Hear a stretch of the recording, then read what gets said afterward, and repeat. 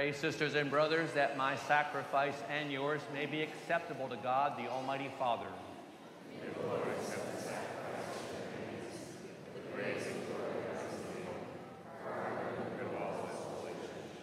As we bring you these offerings, O Lord, we pray that we may be rightly disposed for the celebration of the mystery of the cross, which St. Francis so ardently embraced.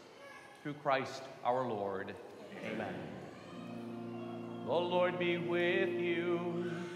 And with your spirit. Lift up your hearts. We lift them up to the Lord. Let us give thanks to the Lord our God.